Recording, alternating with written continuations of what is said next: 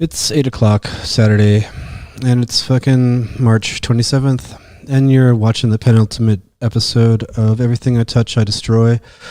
Tonight, we have special guests Matt Minter from Louisville, Kentucky, and we have Lexie Mountain in conversation with Bill Nace. It's going to be a hell of a good time, and I want to thank you for tuning in. We're going to kick things off with a video by the band Wretched Worst, and then we're going to get some information to provide context for that from Matt. Enjoy this shit.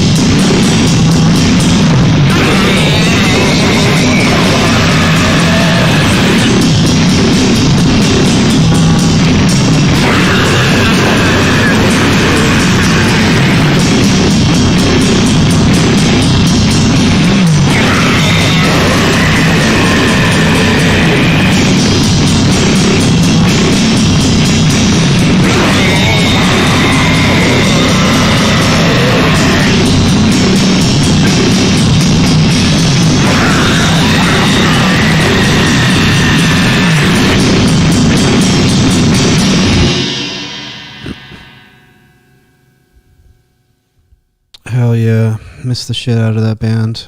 Welcome to the welcome to the show,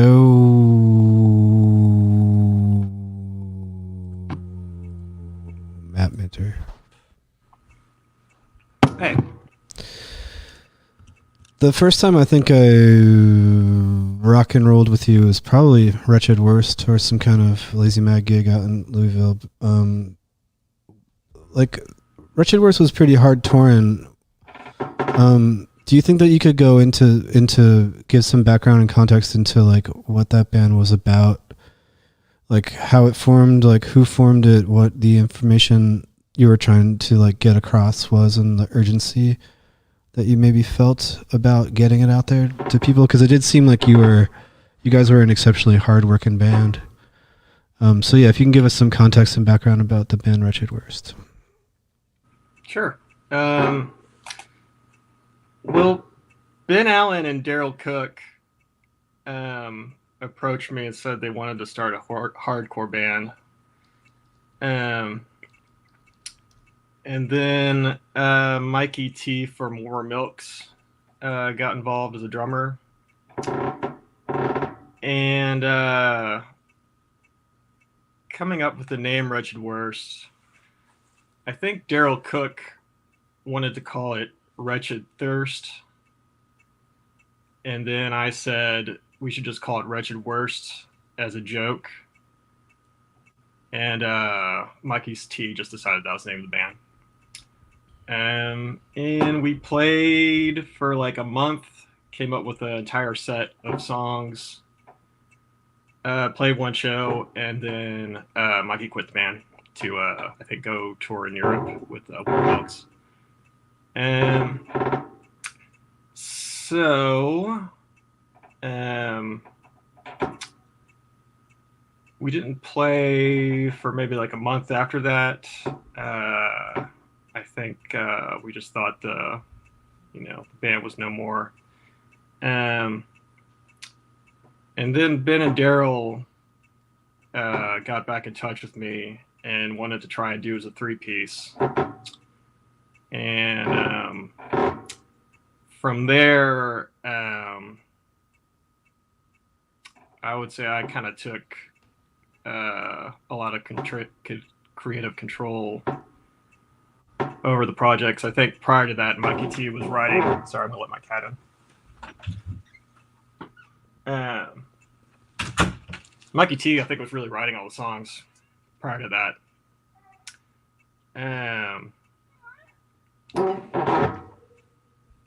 So from there, Wretched Worst kind of turned into a project where I learned how to be a musician, which I'm not, and I think that kind of shows in our music. And from there, I think the themes of Wretched Worst kind of grew at the same time as my art was developing, which I guess I would describe my art as kind of dark and gross and comedic. I'm not sure if that really answered your question. Yeah. We've had a sad lack of presence of Midwestern artists and bands on this show for one reason or another. Of course, not on purpose. But would you mind, if you have it in you, would you mind giving some? Would you mind trying to illustrate? Whoops! Shit, like sorry, my drink. what life was like in the Louisville art and music scene going back like maybe the past 10 or 12 years, just to if you could paint a picture of it for us, if you're in the mood.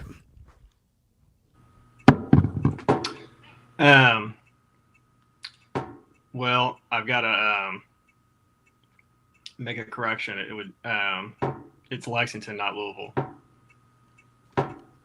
I'm obviously fucking tripping, and I apologize. I honestly don't know how I even get my damn shoes tied in the morning. It's okay. But please, by all means, go on. So you wanted me to kind of describe the scene of Lexington at the time? Yeah, it'd be cool because there's a lot of musicians, and I would have loved to have Mikey on the show. Mm-hmm. There's a lot of bands, and there's a lot of folks, and there's a lot of art, and there's just like I mentioned, there's like a woeful lack of examples of that stuff being talked about or shown on this particular program.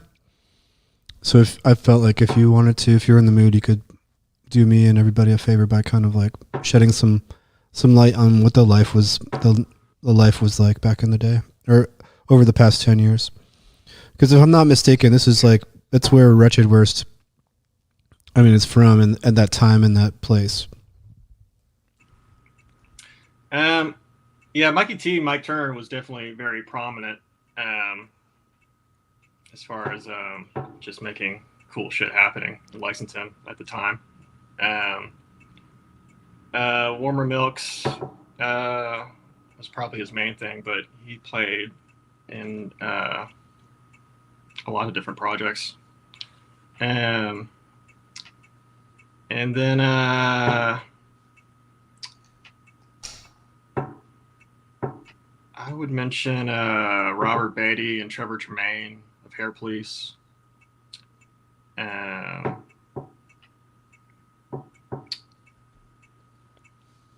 Trevor, some of his bands besides Hair Police, Attempt, which was a great pop rock band, and his current project, Gene Vomit Terror,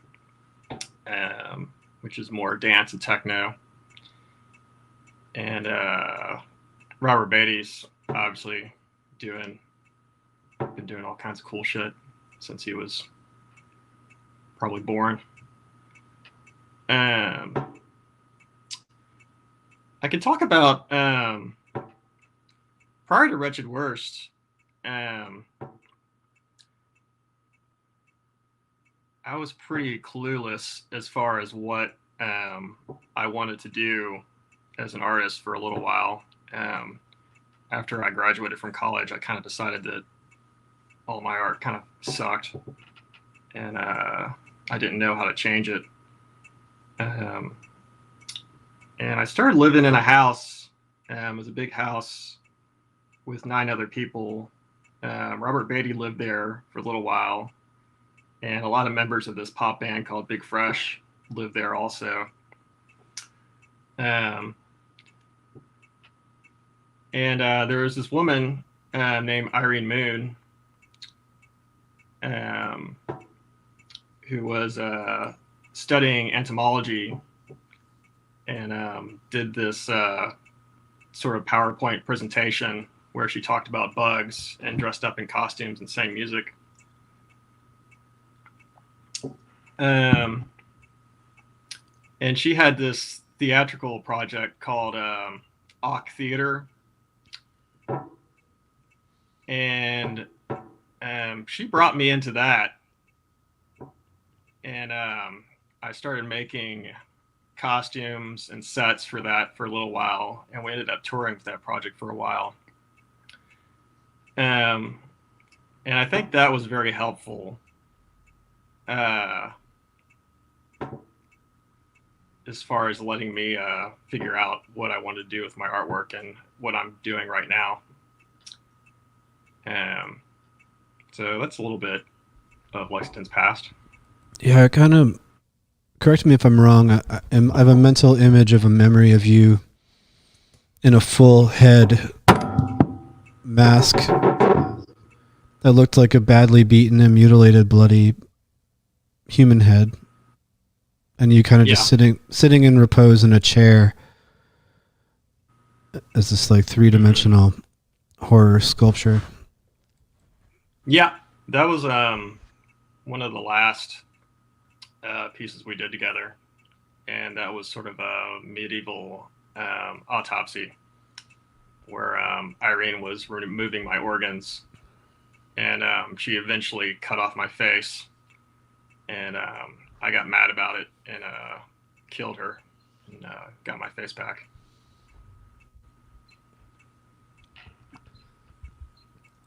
Nice. So you sent me a bunch of examples of your art that we're going to share with our viewers.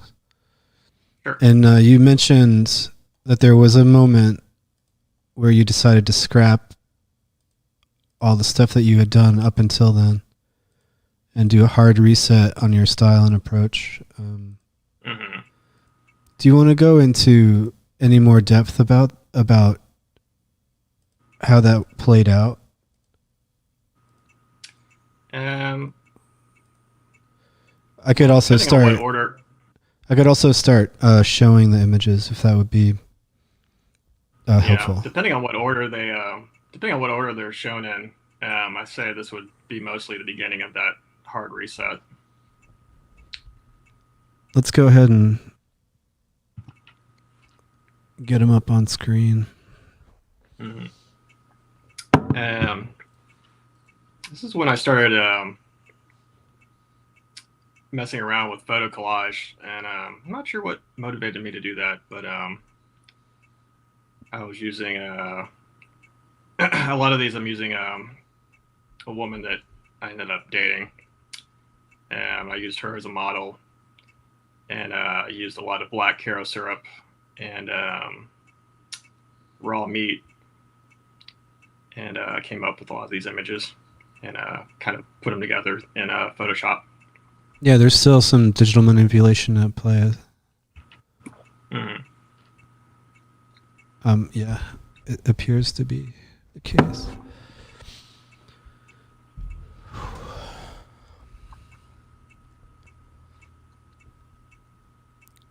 Yeah, this piece ended up being a tour poster for the Wretched Worst tour that we did with Lance that you had on the show a few episodes ago under his Dick Neff project, which was the most doom-ridden, unfortunate tour of Wretched Worst, but it was still fun. We're talking epic vehicle mishaps and shows falling through. Yeah, we might see more of that a little bit later.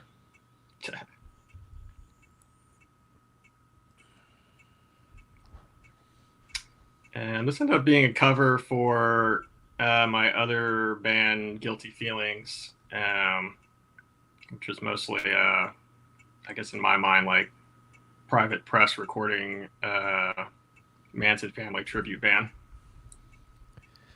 Yeah, it seems like there isn't a lot of genre or stylistic boundaries, and you'll find, and from what I can tell, like people in Lexington, they tend to just kind of like double dip into all kinds of different styles and put out side projects that are just utterly unrelated to their more well-known output. And this, because this was like an acoustic act, I guess you could say. Yeah. And you were the primary songwriter? Yes. It was with Ben Allen, who played guitar, and primarily Sarah Tremaine, Trevor's wife. And Robert Beatty put out a compilation called Resonant Hole and asked me to do something atypical for that. So I wrote a song called We Will Fail and decided to just spin a band out of that for a little while. Ended up recording an album's worth of material before it fell apart. Nice. We got a Twitch chat question I think could use some clarification. Someone's asking, which EP was Lance on? Lance was on a tour, right? He wasn't in the band. Yeah, he did one tour with us under Dick Neff. We haven't recorded with him. Right. Gotcha. Cool. So we're getting some black metal iconography. Yeah, definitely. With some classic turn of the century ghost photo effects. That's what I see anyway.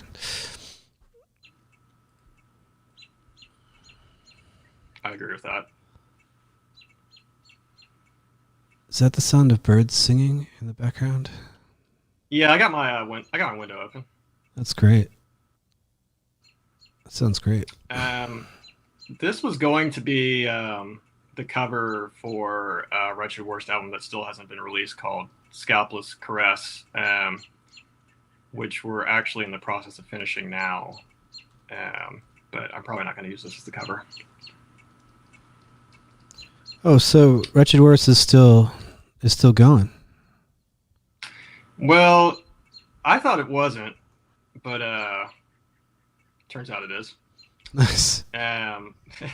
We before it kind of fell apart, we had recorded an entire album's worth of material, and that would have been out sooner. But at that point, I had relied on Robert Beatty to mix and master everything, and he had reached a point where I think he just didn't have the setup anymore to do it, and he just didn't seem like he had the time. So I was lost as far as who could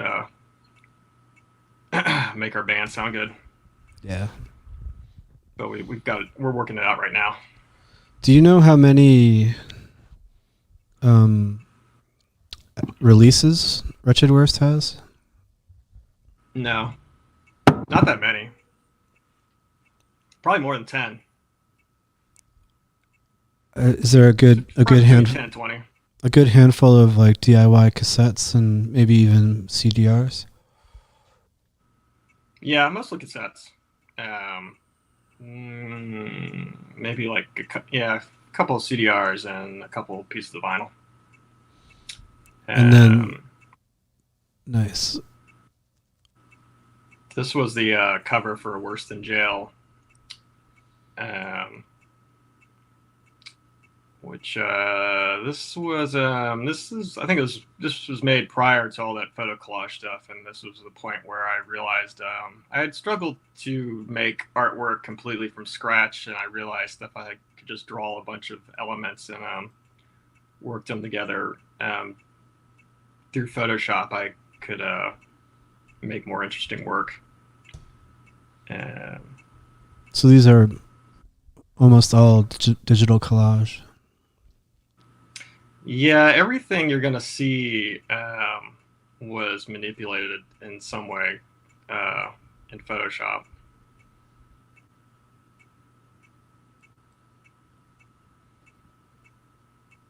And this piece, I incorporated some screen grabs of archaic 70s video stuff and kind of incorporated into this kind of gross, glamorous image.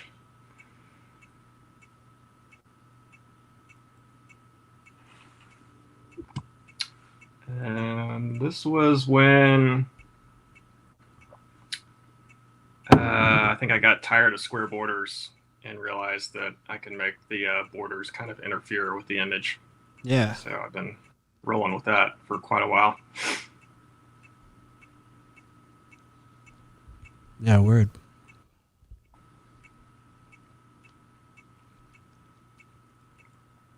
We're getting some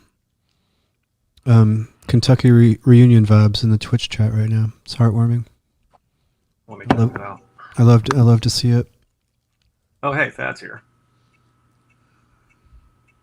Yeah, Thad, Kraken Fury here. Thad is Wretched Worst's bass player. He's been the most consistent element of Wretched Worst, other than myself.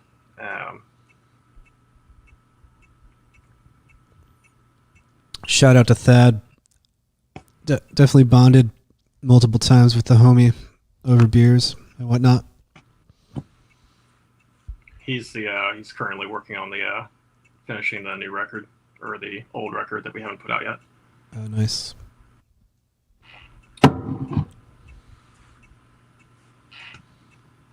The style, it reminds me of horror themed comics that I would read in the 90s when I was a child.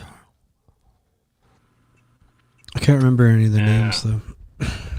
Just the quality of the line. Mm-hmm. A lot of these images were shown at my solo art show. Makeup Applied was the name of the show, and that happened pretty much the same time when Wretched Worst took a vacation. And that was in Kentucky? Yeah, it's at a gallery called Institute 193, which focuses on Southern artists and kind of leans towards kind of outsider art. They were based in New York and Lexington.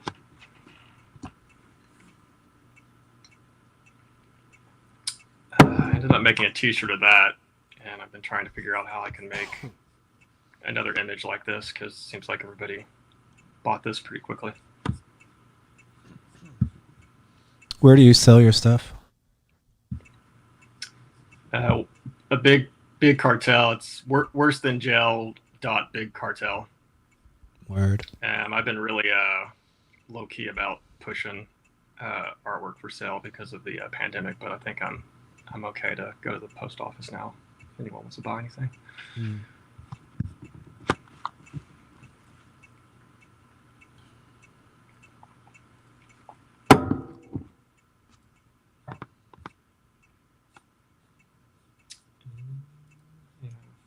I made a T-shirt of that too. Still have T-shirts of that if anyone wants to buy one of those.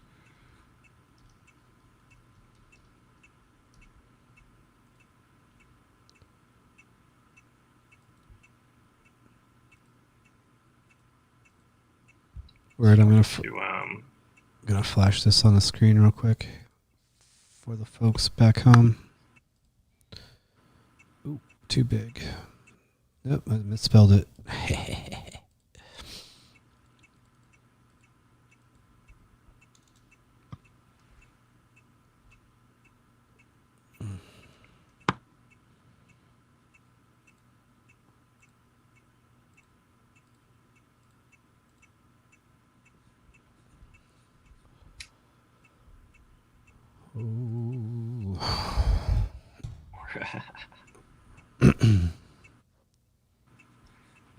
That's slightly misspelled, but I'm sure people will figure it out. It's no big deal. Cartel. I'm seriously. No, it's no big deal. It's WRSE. Worse. But no worries. Yeah. I'm not stressed about it. WORSE. Mm-hmm.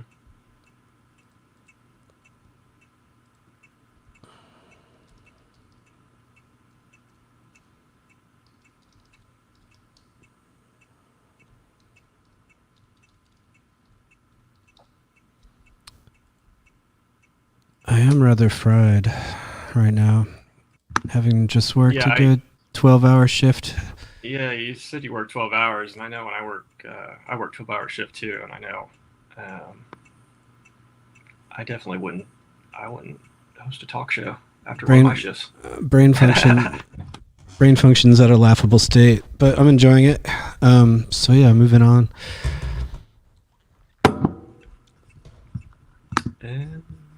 So yeah, I think like at this point I was starting to kind of lean into more of kind of a Giallo vibe and Patrick Nagel vibe.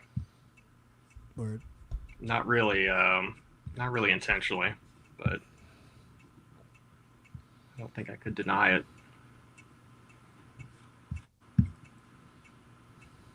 Some Nagel right there for you. Yeah, that was kind of a nightmare to work out, but I was happy with the final result. At this point, I was kind of approaching artwork as like figuring out a really complicated puzzle.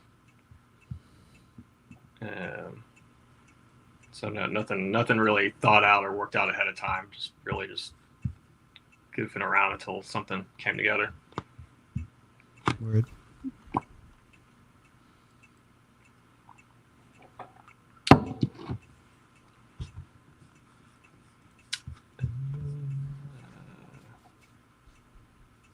It was for some group art show where I think they just wanted like some sort of literary figure incorporated. So I just decided this was Phantomos.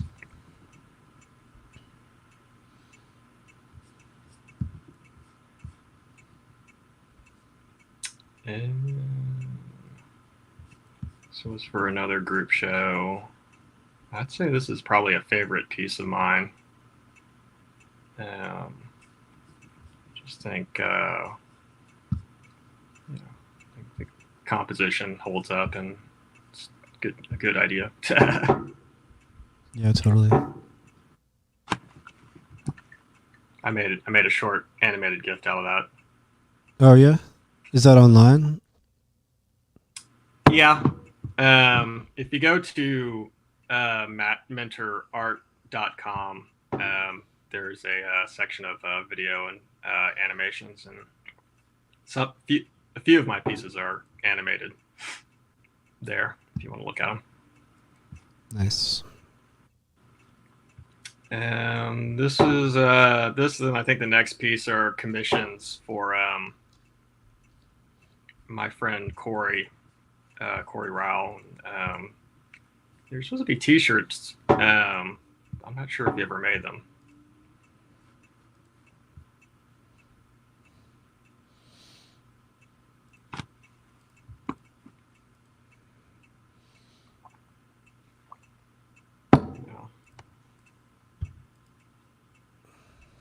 This is another album cover. Yeah, this is a Lexington band called the Velvet Rage. This is something they commissioned me to do. They just stipulated they wanted a kind of gagged and blindfolded figure and gay pride triangle. So I just kind of rolled with that.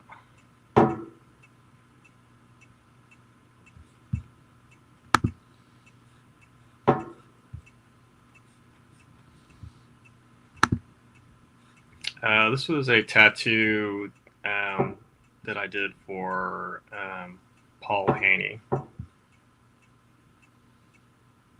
Where was it tattooed on? His arm. Nice. And so far, this is the only tattoo that someone's gotten. I think some other people have gotten tattoos, but they didn't actually ask me ahead of time if it was okay. Oh yeah. People are taking your art and going ahead and tattooing it to themselves? At least one person did that I know of. How was that? How did you react to that? Man, I would prefer to be asked ahead of time, but I'm not going to be so uptight that I'm going to give someone grief for doing it, because, I mean, obviously they like my artwork that much that they're getting it tattooed, so, I mean, I'm not sure how much I should complain about that. Yeah, interesting. I never really thought about that before, but... This is a commission I did for my friend Nick. He just told me to do whatever I want, which that's always what I like to hear when I get commissions most of the time. And then the art goes to the person who commissioned it as just one private piece? Like the original art goes to them? Yeah.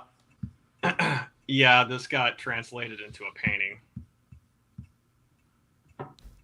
And he got the painting. Nice.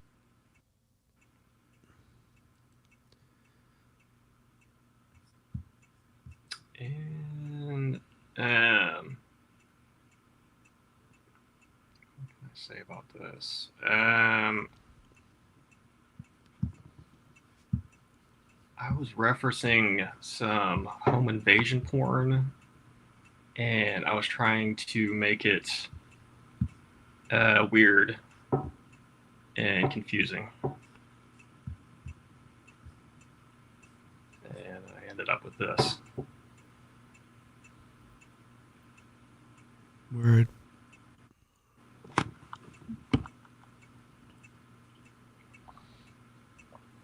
And this was a poster for a Wretched Worst release that came out last year. Friend Larry Treadway, who runs a tape label called Tent Girls, he had approached me about putting something out by Wretched Worst, and I had 2 tracks for a 7-inch that never happened that I was sitting on, and I had just made that video that you had played at the beginning of the show.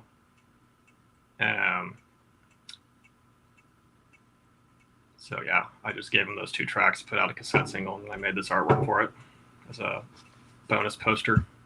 How was that video received? by your professors? Out of curiosity. I don't think it was received well at all. Interesting.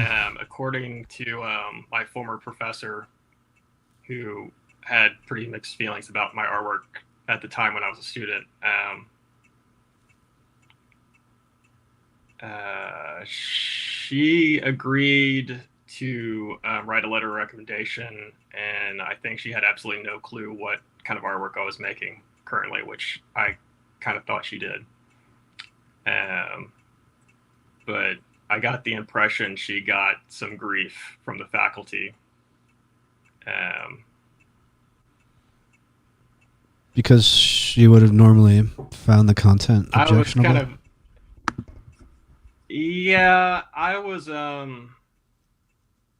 I was kind of told that my current portfolio would be too high risk for a lawsuit, is kind of the way I read into it. I didn't get those exact words, but that's what I kind of felt I was being told, which is fine.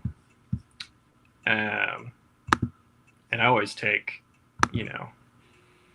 I always listen to that kind of criticism and try and take it into account when producing future work.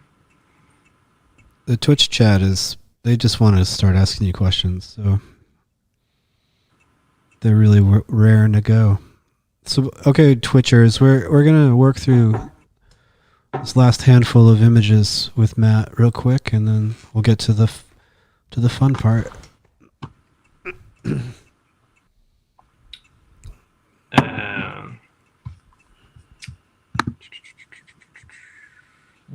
Just me and my love of animals. I like to incorporate pets into pieces whenever I can. Kind of like animals are can be comforting, but also can be dangerous. What kind of animals do you have in your home with you? I've just got a cat. She's sitting on my lap right now, and her name is Cobra, so she's also kind of a pet snake. Oh, I see.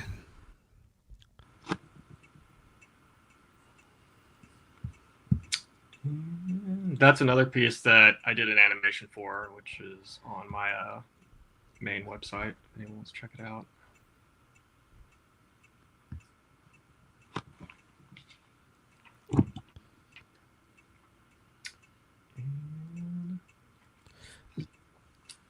Penultimate piece I've done up until this point.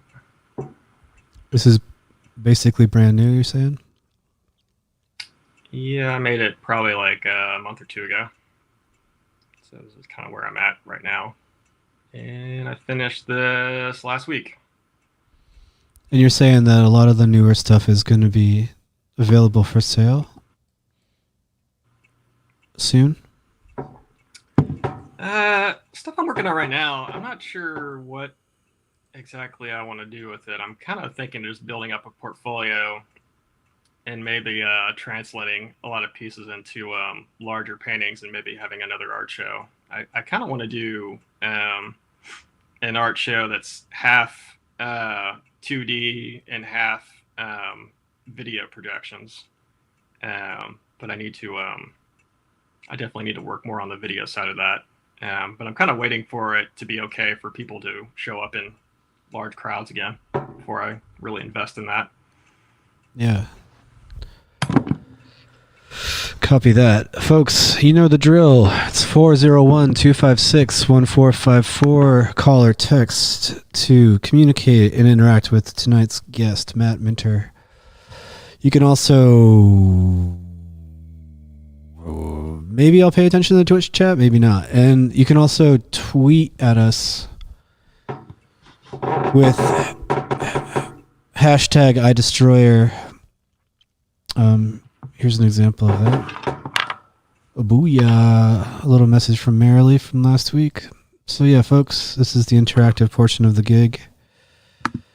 We're going to let you guys rev up your engines and get your trigger fingers going. And in the meantime, we're going to watch a video of Wretched Worst ripping it live. So please enjoy. And as soon as you guys start calling, start partying.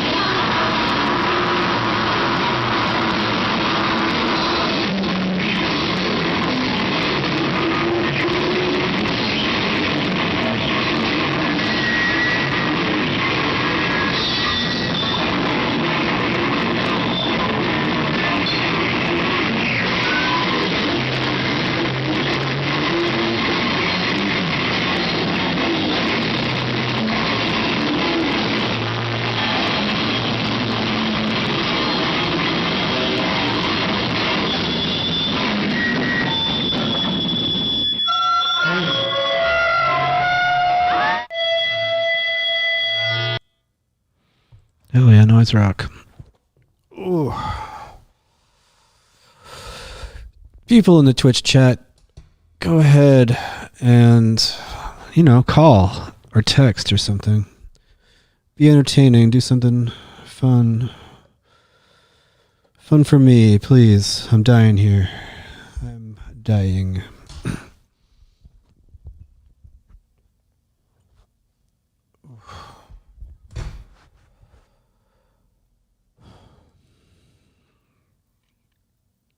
Oh, we got a phone call. Caller, you're live with Matt Minter.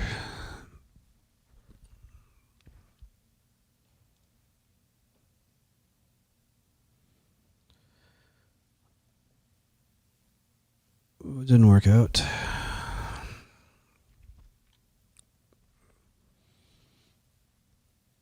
We got a text question from Matt. Were there lyrics in Wretched Worst or not? I'm literally calling on the phone. Hello, caller. You're live with Matt. Hi, it's Christy and Mandy. Hi. Hi. Hello. Hi. Hi. Hello. Matt, can you hear them? Hi. Yeah, you sound great. Oh, Matt. No, I got a question. Sorry. Yeah, we have a question. Matt, can you tell a ghost story? Please. Yeah. Help. Mm-hmm. No, I've got a good ghost story. Help.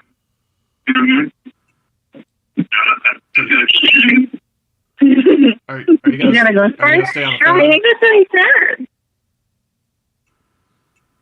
Did we get hung up on? No, we're still on. All right, go for it, Matt.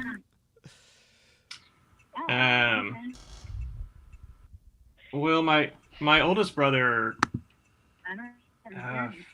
had a lot of weird paranormal experiences throughout his young adult life.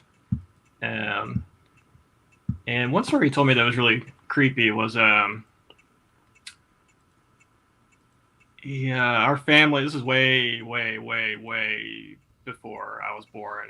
I'm a family of 6 kids, and I was a huge mistake. I was born 9 years after the last one.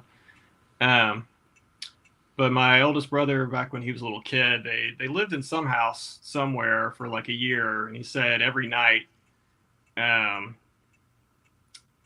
when he was sleeping, he would dream that a man was watching him through his bedroom window. And he said this happened every night that they lived in this house until the final night.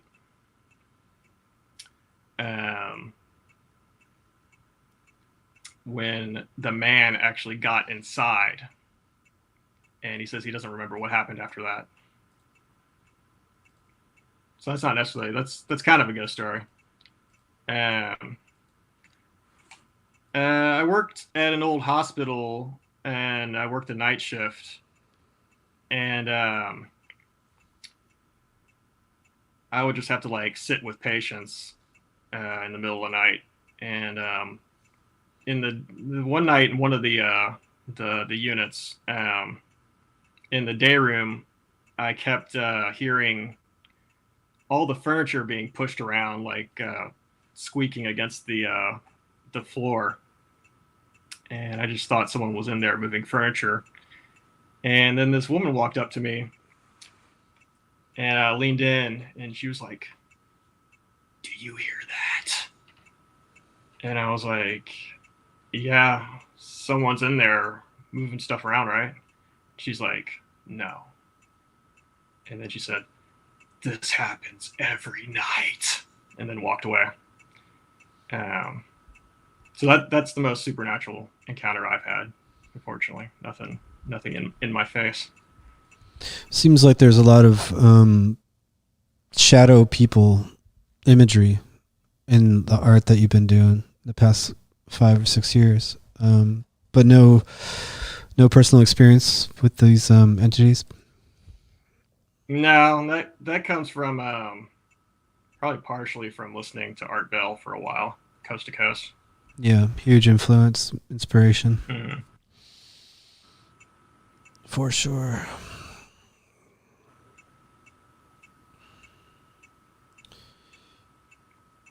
Ooh, I'm having one of those nights where I can't even pay attention to what the guest is saying when my mind is like pudding. It's like pudding. Oh yeah, I know where I was in that same predicament last night. Yeah. Except I wasn't doing a talk show. Folks, I do want to continue to urge your involvement and participation, and the most fun way for you to do that I will enjoy is to call 401-256-1454. We would love to hear from you.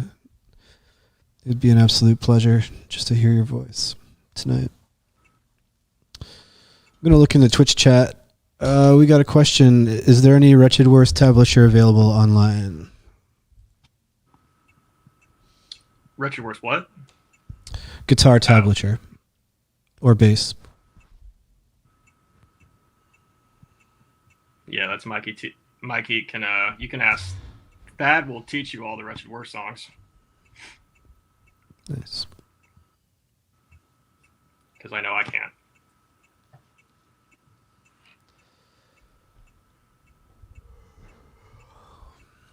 Are we missing are there any glaring omissions? I mean, we touched on the illustration work, the digital collage, the bands and the recording.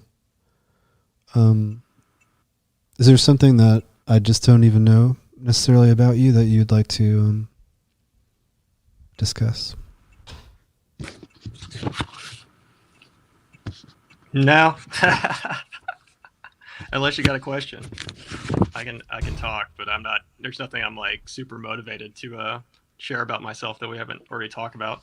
I don't. Yeah, think. I mean, most obviously in like a creative capacity, because I know with me it's just music. Basically, there's like nothing else that I do. But you make a lot on your Twitter, like on your Instagram, for example. Like you post a lot of collages of horror movies, and I mean, that seems to be like a big part of what you pay attention to, consume. Yeah, I like Instagram's story mode because it's just kind of like having a really, really small scale local TV station, just like running a clip show every once in a while. Yeah, totally. But I mean, I like movies are probably my favorite thing. So I like watching them, and I like sharing stuff that I see. Speaking of movies, we got a text question. Did you like the Halloween with Rob Zombie in it? I haven't seen that one. I've heard it's difficult to get through, to find. This same person actually asked, and we neglected to answer, was the does Wretched Worst have song lyrics? Oh yeah, yeah. They're not very good, but I do write lyrics just to give me a something to focus on when I perform. And the song titles pretty much tell you all you need to know about the lyrics. Word. And the art. It all goes hand in hand. Yeah. I think I'm a better artist, visual artist, than I am a lyricist.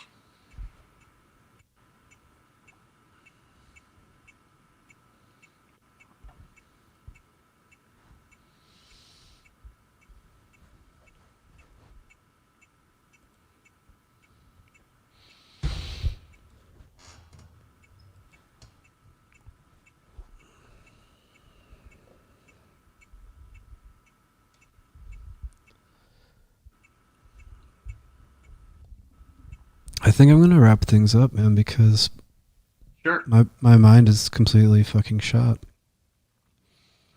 But I want to thank you understand. for taking the time to organize all those images, and it was definitely a pleasure to see them all in rapid fire like that.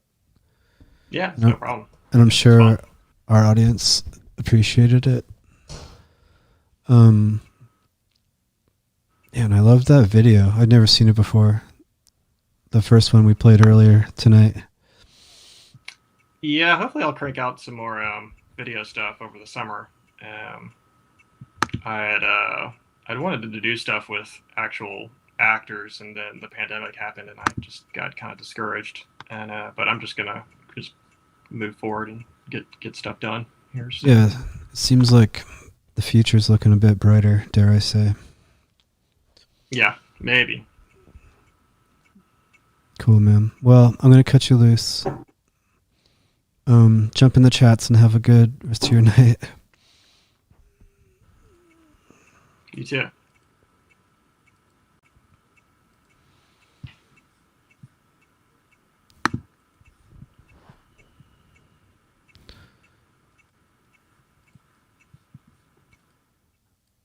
Folks, the brain is in pain. Thank God. Thank God. Our next guests are actually going to be interviewing each other, which is going to be fantastic. I'll still be acting in a technical capacity,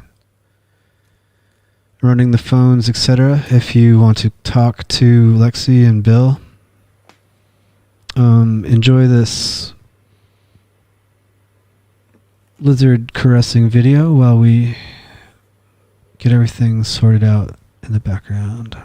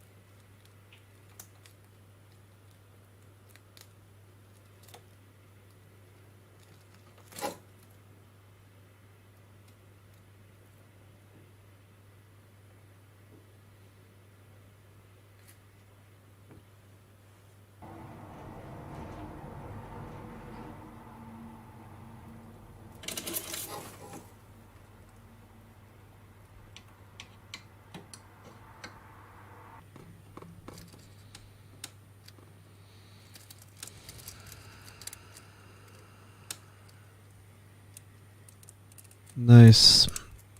Yo, folks, please join me in welcoming our next guests, Lexie Mountain and Bill Nace.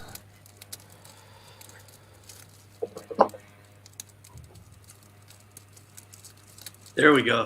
No! Can you hear me? Yeah, dude. Can you hear me? Yeah, dude. Yeah. What's happening in the I can hear you pretty well. video? Okay. Nice. Take it away, y'all. Oh. Lizard's gone. Lizard's done. Did you like Lizard? I was asking Jeremy what was happening, but No, this is happening. It's this. It's pretty much just this. I feel so completely unprepared after Matt's segment. Really? I feel like I got a lot of topics of conversation out of it. Like, it was really cool to hear him talk about Lexington peeps, like people I haven't seen in a really long time. And he was talking about, like, you know, Robert and Trevor and stuff. And it reminded me at this time, like, Trevor, you know Trevor, right? Of course. Of course. Of course. Okay. So I ran into Trevor at South by Southwest. And we're really excited to see him. And then, you know, we like exchanged numbers, like, oh yeah, let's you know, touch base during this hellscape or whatever. And I get his number and I put my phone in my pocket, and then like whatever, a month or a week or maybe like even a couple days later, Trevor's like, yo, I got a voicemail of you talking about how nice I was. Like, basically, like, immediately after we walked away, I was like, man, Trevor, like, he's so sweet. Like, I love Attempt. Like, Attempt is so good. Like, he put on this awesome show. He rules. Oh, like, yeah, like, he rules. And I was like, oh, that's really, you don't get to hear that, you know? What was his other solo one? Meatwood Flack? That was him too, right? I hope so. He can play everything too really well. Yeah, I really like that guy. Yeah, everything. Attempt is so, like, definitely one. I feel like Attempt is way underrated. Like, way overlooked, underrated, you know? No, certainly there was a lot to take from Matt's segment. I'm just saying I was feeling a little guilt over the lack of multimedia. Like, we don't have any pictures or video or really anything.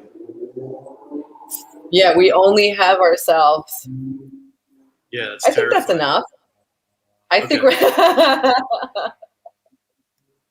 sorry, Jeremy. No, dude, no. We are enough. Say it with me, Bill. You are enough. Maybe at the end we can circle back to that. 3, 2, 1. I am enough. So you've been 3, up 2, 1. You've been up in Mass for a bit, right? But were you painting up there? Yeah. No, Did you just start that? I've been painting for a long time, but really seriously kind of since 2015. I went on this I went like a residency, and I had some video projects, and I was like, oh, I finished them really quickly, and then I started making these like really goofy text paintings. And the residency upstate New York? I think it's technically not upstate, but Saratoga Springs. Yeah, Yaddo. Everybody should try and apply to Yaddo. Yeah. If those things open up again, I really hope they do, because they're super fun. Oh. It was good. Oh, I want to see you. Yeah. I just started painting over pandemic. I'd only done a couple before, and then I just started kind of digging into it. I'm surprised to hear that, because you make a lot of drawings. Like, a lot of the stuff for your label and stuff is for Open Mouth is like is like your drawings, you know? Yeah, right? I did a couple covers that were paint, but I wasn't like, this is a painting. I mean, I don't know, but yeah, now I'm kind of digging into it more. I got bad news, Bill. That was a painting. It was it wasn't a fear of owning it. It was just trying to acknowledge my amateurism with it, I guess. I mean, your amateurism always acknowledges itself in its own way. Like, you can't really avoid that. You got to just like not acknowledge it, or I think something. it presents itself first, always. Yeah, always. And, that could be sort of considered like the mark of the maker, and it could be, part of the charm of a thing. Like, what is the perfect version of the thing that you think is amateurish, Like, what is the professional version of it that you're imagining in your head? Like, that doesn't exist. Sure. Right. No, I know that. I know that. I was more just being self-deprecating. I know, it's really good. You're a very self-deprecating person. Why are you, Bill? You're so talented and busy, and like I've never known anybody who's like so. I want to say effortlessly talented, but like truly committed to like their craft, and so brutally self-deprecating. Like I think you're so self-deprecating, you possibly might have given yourself COVID.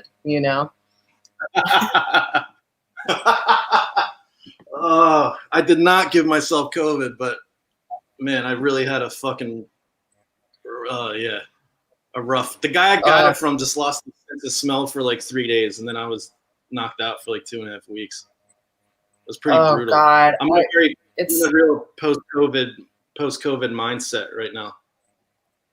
What's it like to be post-COVID? I don't know. I mean, it sounds stupid to say out loud, but I do feel like I'm still kind of like processing it because it felt. It just lasted so fucking long. Nothing really changed. I think I'm just slowly kind of getting back into the world. Like I'm just starting to now like work on stuff again. So it was my God, dude. You got to take as much time as you need. You got to take as much time as you need to get over that. That's huge. Yeah. But you got to start, living to, I think I can't just sit and think about it either. Cause then it starts spinning out.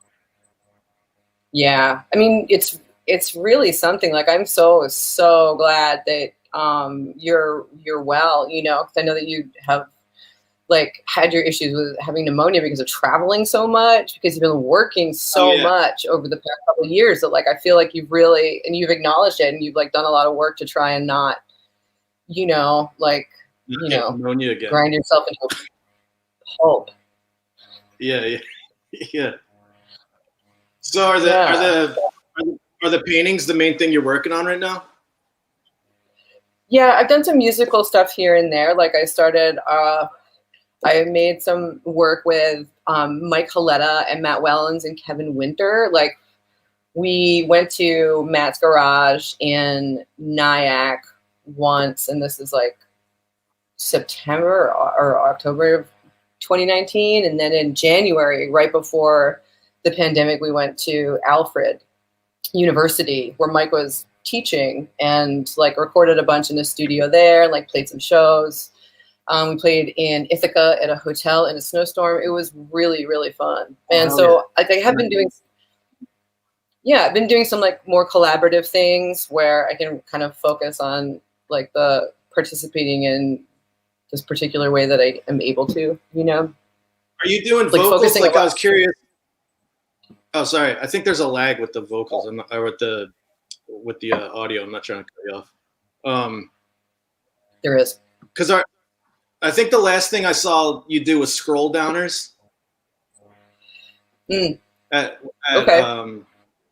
Baltimore, and that was kind of like the most like strictly musical thing I'd seen you do. Before that, everything had like kind of an element of some kind of performance element, or at least just something with you kind of deconstructing it or kind of throwing it off a little. Like I think the first time I saw Lexie Mountain Boys, you guys introduced yourself as Magic Markers, and then Twig had Twig had a power strip that you guys were all run into that he just kept switching off randomly. So you guys were playing. And then everything I've seen after kind of followed like that, like kind of approach or energy a little, and then scroll down. So are like do you feel like you're moving, like, are you trying to focus more on strictly musical stuff, or was that just that project? That's what that called for? Or? I mean, He's still kind of, I think I just like always wanted to be in a rock and roll band and be a rock singer, you know, and even when I was a kid. And so despite being not very good at it, you know, Scroll Downers, we were active for a while, and we've been like on this kind of break. We actually made a record that we did not release, and it is like this really weird emo record. Wait, I'm echoing. I don't know why I am. Did you turn me on? I didn't touch anything. Anyway, we have a secret record. So we kind of like made this record, and then Stu was like, I don't like it. And we were like, okay. And then we were like, Wait, well, so maybe we'll just like bust. What's that? Stu blocked Stu. Wow, I'm surprised he wouldn't just support it and put it up. It's fine. It's his choice. You know, I mean, nothing against him. It's his choice. Fine? It's his thing. You know. Is it fine? Is it fine or is it fun? Stu should put it out. Make Stu do it. Make Stu do Yes. it. Make Stu do it. Fields Festival, people chanting, make Stu do it. Stu Yeah, he should. Flaky wouldn't put a record out by us. What's that? Stu told me and Twig he wouldn't put out a record by us. That he Can't remember would the not. reason. I mean, we didn't ask. We didn't ask him. He just brought it up like at a show and was like, "Yeah." He said it was. I can't remember what it was. It's fucking hilarious. Stu's a trip. Wait, he said he would not put it out. Yeah, but I can't remember what his reasoning was.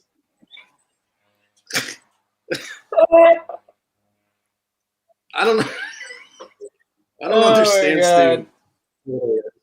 Great to see you guys. I just thought I'd let you know I will never be releasing one of your albums. I just want to get that out there. It was kind of that vibe. Yeah, it was kind of that vibe. Yeah, and also, how are you? Yeah.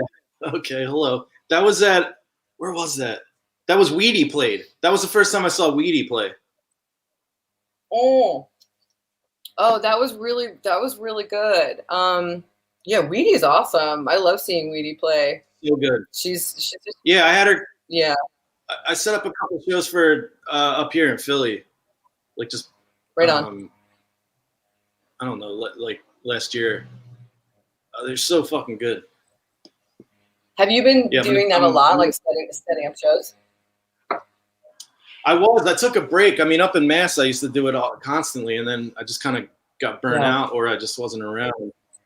And then I did I think I did like one or two when I was in LA, and then I started doing a series here at this bookstore that was great. It was like one out of towner and one local, and I had like, you know, I think we did like 3 or 4, and then the pandemic hit, and I had like 6 or 7 more planned, and then the whole summer. So all those obviously didn't happen, but yeah, it was kind of cool to get back into it. But it was just once in a while, so it wasn't like, you know, it was nothing too crazy. And it's only 2 acts. We try to do like no PA if we could. It's like a small room, so it's pretty Nice. pretty easy. Yeah. That's really awesome. I think I opened a show for you. Like it was either me or maybe this project that I do with my friend Israel called Patterson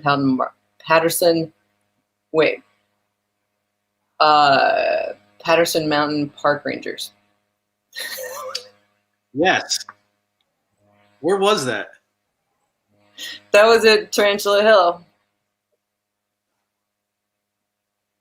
Or maybe I did a solo. Did I play thing? solo? Oh.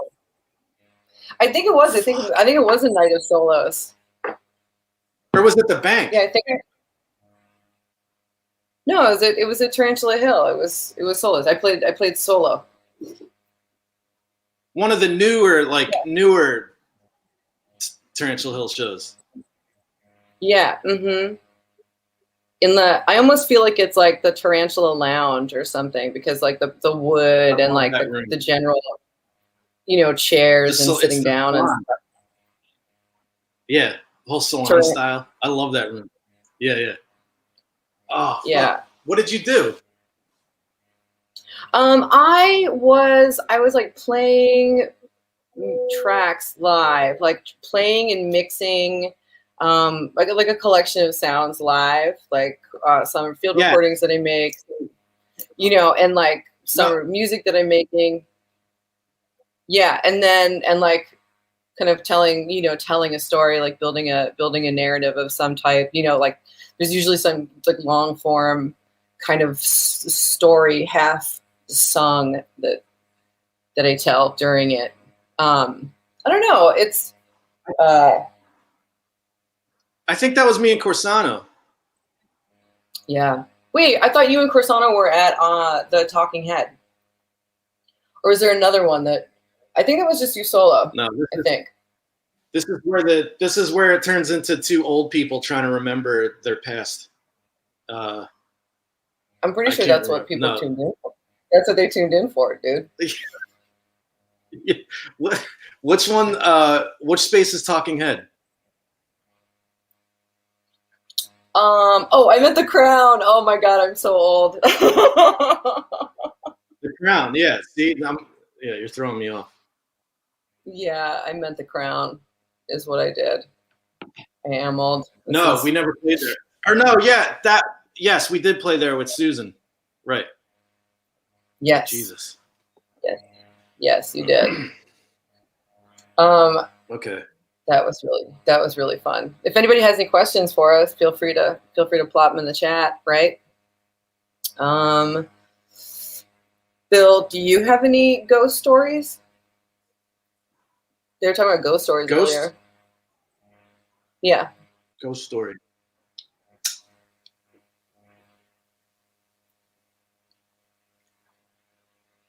No.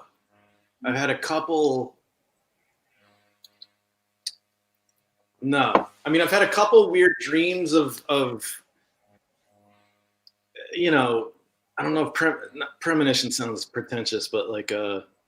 Do it. Yes.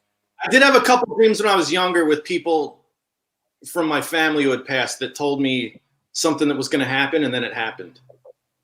And it was just small stuff. But, that would be the closest. I've never had any weird, like where the house feels like there's something weird in it or anything like that.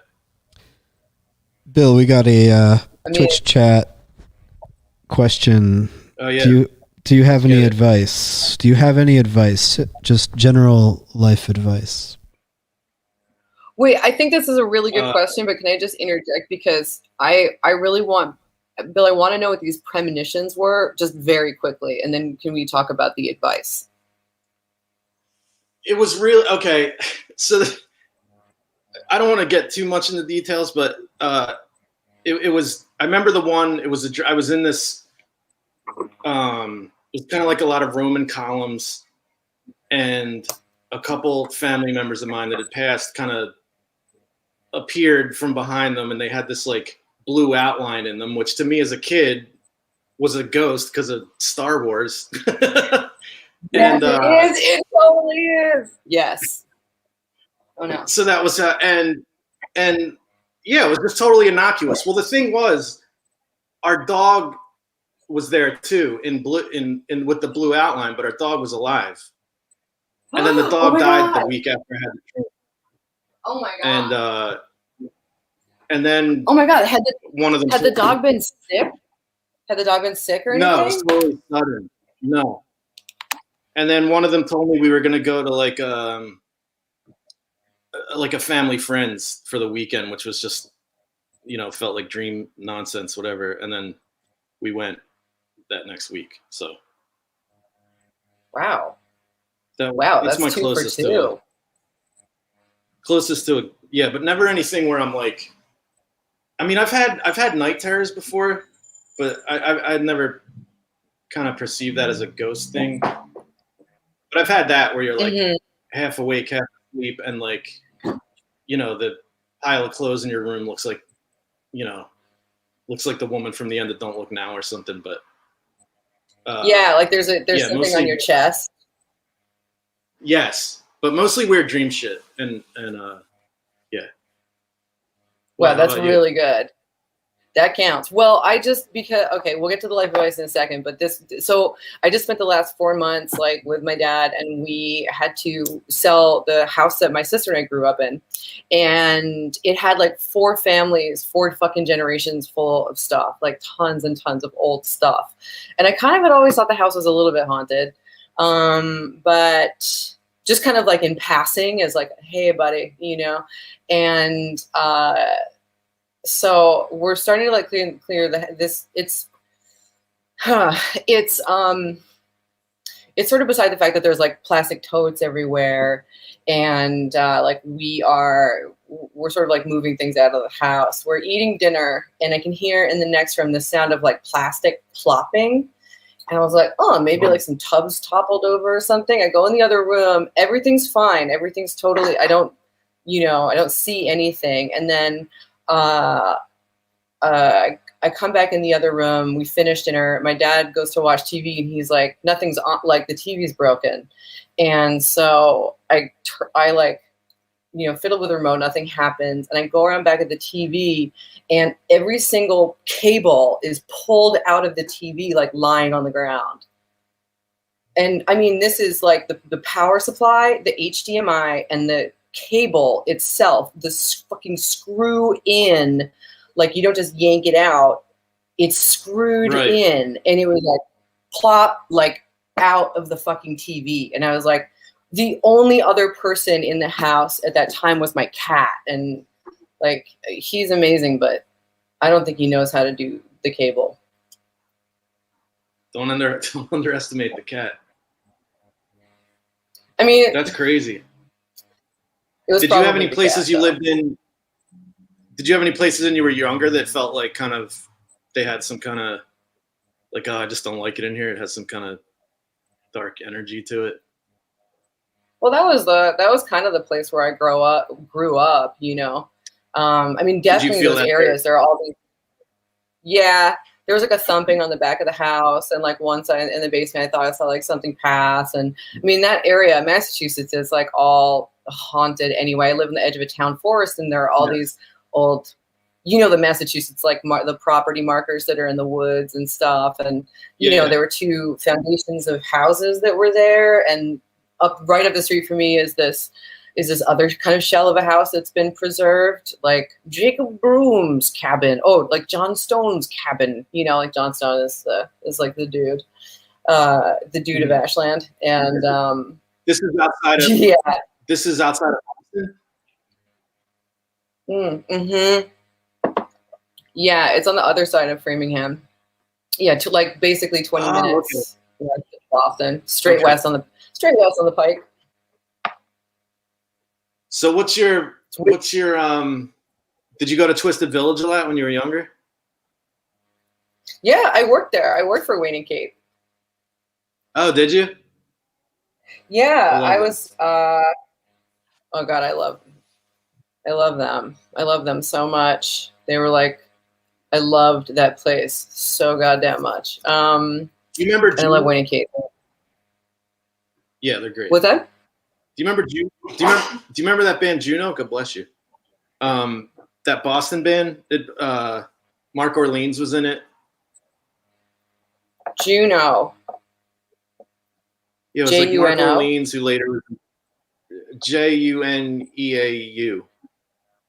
Oh yeah, yes, yeah. Was that kind of like a little bit like slow, like there was like a slowcore kind of style, like karate and like no, but that was all Boston at the time.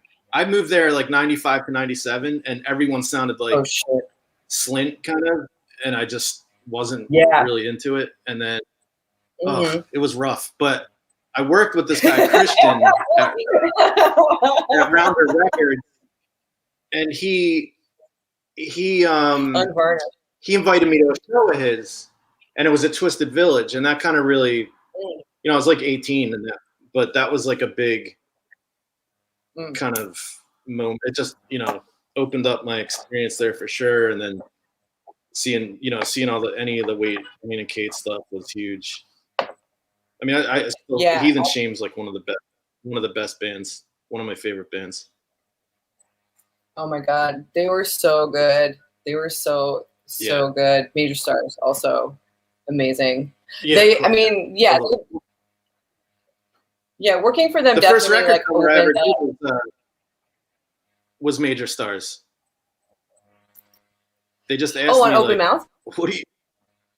No, I think I had given them a print or a drawing or something, and then at a show they were like, "How much you charge for a cover?" And I was like, "Nothing. I don't know. Like I'd never." And they had a record coming out and asked me to do the cover, and I was like, that was the first one I ever did. I was like really, it felt like a big deal to me. I was psyched that they asked me. It was a big deal. That's really cool. But sorry, I think there's a delay. I wasn't trying to cut you off. No, there definitely is a delay. I'm also not handling it well. It's a team effort right now. No, you're just like blowing through the stop signs. You're just not even. I'm not even looking. I'm not paying attention. It's kind of reckless.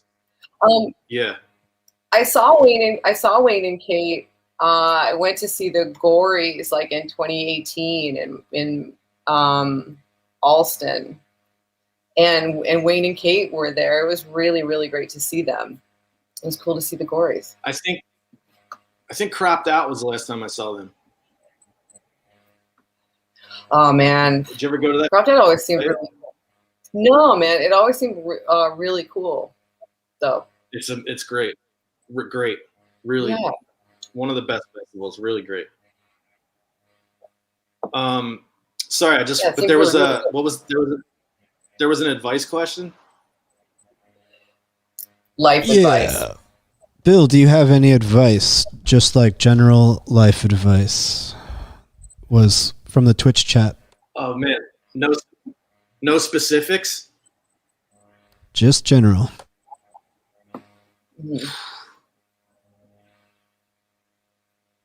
I don't. Probably not to take advice from me would be my first. Do as I say, not as I do. Let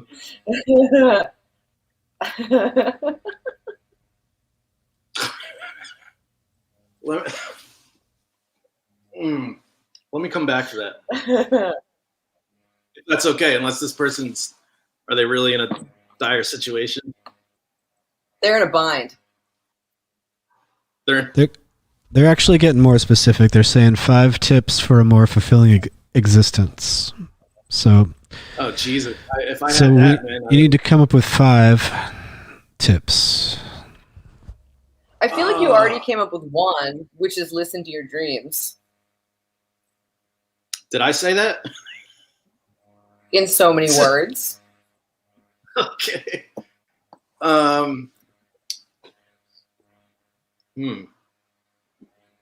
You have any, Lexie? I don't know, for a more fulfilling existence.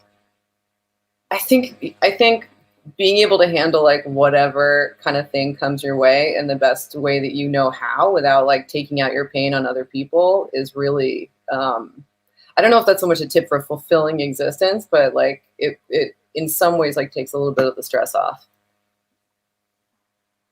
I think one would be maybe to necessarily not worry about having a fulfilling existence. Yeah, because then you're sort of like, what is it? What constitutes you can get a little. Right, it's good to ask, but I think it can be a cul-de-sac too, a little. Which would I mean, I definitely think working hard is a good one. You know, allow yourself to get out of your own way. Not always worry about how things feel. We got another Twitch. We got another Twitch question from the chats. Let's hear it. From Ohio, any favorite tropes of the road? searching for a crash spot, pushy promoters, car trouble, junk food. These are examples that they're giving. What are your favorite tropes? What are your favorite tropes of road life?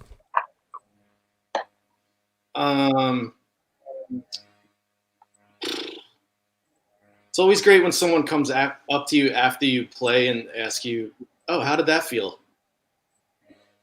That's a good one.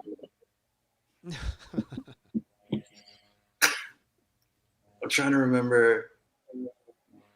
Well, Tor, this makes me think of Jeremy. I was trying to think of the first time I met you, and I think it was a show you set up for me and Chris. I was trying to remember the name of the place. It had a giant hole out front. Was it like Grow Room or Green Room? Oakey Street, the Grow Room. Oakey Street, the Grow. Yes. Yeah, a giant hole out front. Yeah, a giant tunnel. Right there was. Yeah. Yep. Shit. When was that? That must have been 05 or 06 or 07. I remember there.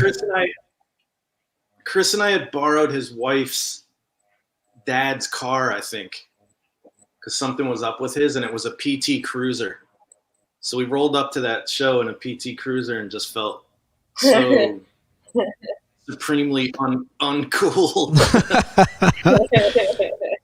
A bit overdressed. I think it was like a long, yeah. I think it was a long weekend of shows we did with Elo Omo. Did like 3 or 4 with Tim and Sam, but they had the van, and then we had a PT Cruiser, which probably could have fit in the back of the van. Hell yeah! I don't know why they didn't offer it. But, rude of them not to offer. So I put 3. I think I put 2 or 3 life advice answers. If you want to, add any. I don't want to take all 5 slots. Stu's already texted me that he will not be putting this conversation out as a tape. Yes, he will. Oh, yes, he will. Yes, you will. You will. Pushy promoters. I like this question. I'm reading the chat. Is that Sam? Is it Pizza Night Sam? Any favorite trips of the road? Sam, yeah. I feel like the question is cool. Oh. Well, there's one thing that happens a lot too, where I like when the booker booker's just like, yeah, you guys go on first, this band goes on second, and just cool. Mm-hmm. But when they leave it up to the show doesn't necessarily have to be a microcosm of like your politics. It's okay to have a tiny bit of fascism in there. But when the promoter asks the bands to kind of figure it all out for themselves, and everyone claims that they're okay going on first, and then when they disband, they're like, I don't want to go on first. I don't want, yeah. That's one that happens a lot. That's pretty annoying. And it's weird because I feel like when people do that, they're trying to kind of be like, it's almost like they want to take the pressure off of you and be like, no, you decide. No. Whatever makes you guys happy. A little more fascism with our show promoters would be nice. Yeah. I mean, what it constitutes is information. Right. I guess it is. I just want to be told. Is it totally? I mean, in this setting, you just want to know where you're going to be at 9:00 every night. Yeah, I don't want to have to do too much thinking. Yeah, around that time of night, you just want to kind of like turn on autopilot, do what you're born to do. Is that a Miller High Life? Yeah. No, it's just seltzer. This is a Polar now has a ginger lime mule in a can, which is okay. Straight from Mass Fizz. I miss Polar. It's all LaCroix down here. I know, man. Look at that. They got a lime on it. Kind of looks like a fake beer. So what's up He's with like, these shoot. quartet recordings you did? These quartet recordings you did up north. We have been making our way through the Alfred ones. It's been a little bit difficult because everybody's been so busy. And like Mike is applying to different jobs. Kevin's been working. He's been working at a coffee shop this entire pandemic. Matt has been teaching. And I've been, partially like navigating this family stuff and like working on some other projects. And so we've been going through those tracks. We put up some stuff from Ithaca and the contents of a tape on our Bandcamp, which is Heletta Wellens Winter Mountain. I still don't have Bandcamp, and I have no good excuse. No, Really. do you? I mean, nobody. You don't have to be like forced to do it if you don't want to do it. I don't even know. I think to me, I've done it. I should do it. I mean, you would make some money. I bet people would donate for your tracks for sure. Absolutely. Think about it. Just put that in your bill and chew it for a little while. Just marinate. Are these, no pressure. Are these guys you recorded with all Baltimore guys? No. Matt lives in Nyack. Heletta lives in Rochester, and Kevin lives in Philadelphia. And Kevin has another band called Asps. And oh yeah, what's he play? I don't know. But in our project modular synth, which I think he does that in Asps too. Yeah, I know him. He lives with Max. Do you know Max? Yes, that's right. Because we talked. That's right. We were talking because you were. Yes. Back and I went to college with Max. Him and Max. Yeah. Okay. Oh, you went to at where was it? Emerson College. I think you went at the same time as John Trzynski. No, I don't. No, he's a drummer. I did this trio with him called XO4, and then he plays drums with him and Steve Gunn have a duo now. Okay. Really good drummer, but he was up there at the same time as you guys. So many people were up in Boston those years who didn't know each other. Like I think Christopher, like Forgus was up there, like Jeff Hartford. So many people that ended up in Western Mass. Just in that 2 year, 95 to 97.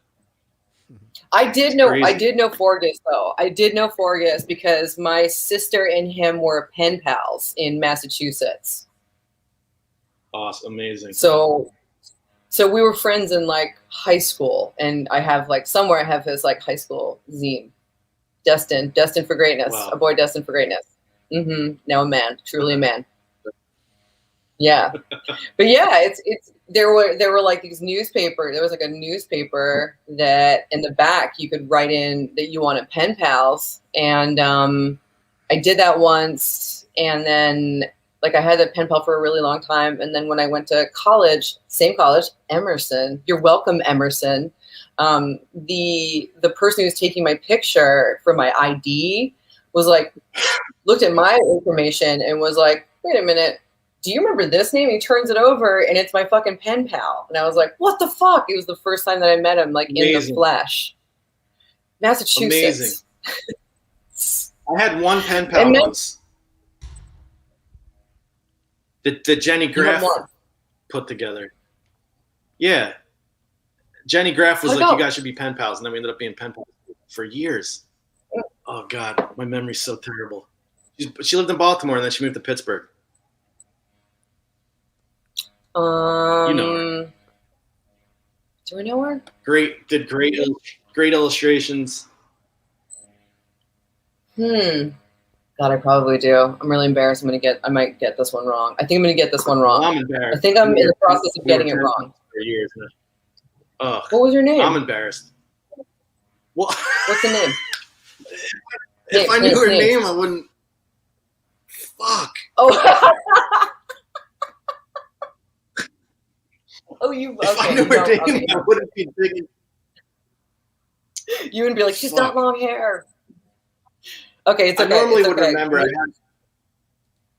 I had a weed edible before I got on this, so I'm a little spacey. Oh, tonight, right now? Yeah.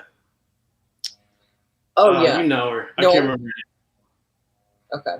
Anyway, Jenny set it up. No, It was cool. That's cool. Okay, somebody text Jenny and find out who Bill's pen pal was, and then be like, cool job, or don't bother them. Is that what we're thinking? Don't bother her. So ridiculous. Twig would know. Wait, I'm gonna ask Twig. It's cool. Did you all write physical letters? Physical letters, and then usually like some kind of art or something. Oh, awesome! Yeah. She would send these great, I like love that. elaborate, screen printed thing with. Yeah, it was crazy. That's really cool. Wait, I'm gonna ask Twig. They sound really.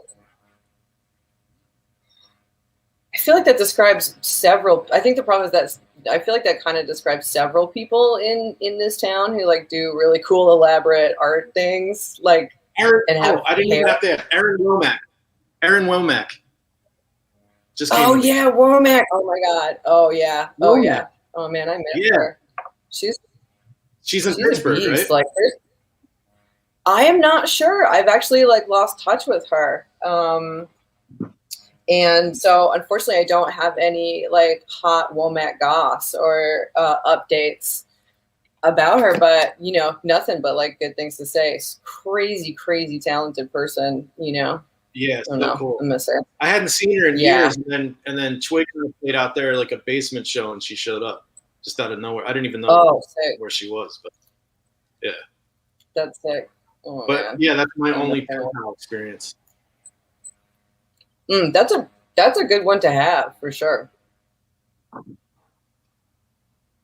Great penmanship, super interesting person, very unique. She does have great penmanship. Yeah, and just like a really singular person. It's really cool. Yeah, I miss her. No, that's fine. I've been like smoking little spliffs this whole time. I just drove from Massachusetts to Baltimore today, so I am getting very stoned. As you should. Talking to the hill. Any more Twitch questions? The chat has died down, and I'm gonna jump in, and I think I'm gonna wrap things up with y'all, so I can hit the trail. If you're feeling that, unless you want to keep rocking. I'm having fun talking to Bill, and the vibe is good. I'm enjoying it. Yeah, for sure. Looks good, man. It's getting there. It does look good. I'm down to chill. Looks real good. Yeah, I'm fine to wrap it up. Whatever you want to do, man. Sweet.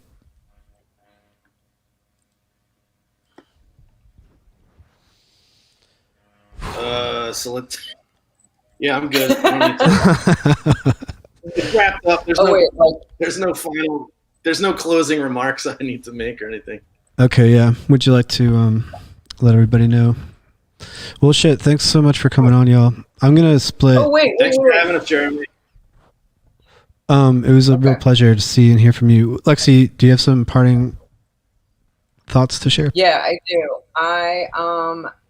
I was in a movie in like 2018, and it's finally out, and you can actually watch it.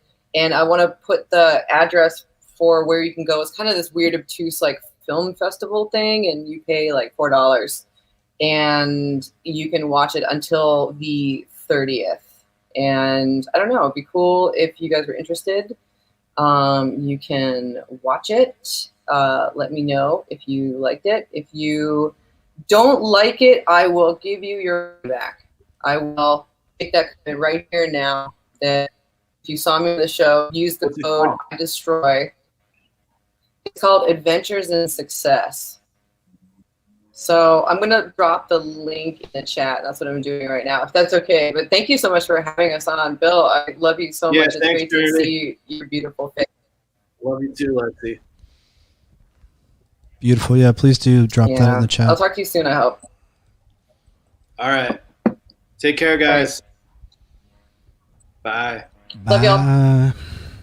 Bye. Yo.